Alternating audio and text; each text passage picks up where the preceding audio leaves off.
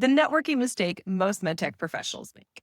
Hi, I'm Lindsey, and this is your Medtech Moment. If your networking strategy is mostly collecting business cards, you're probably doing it wrong.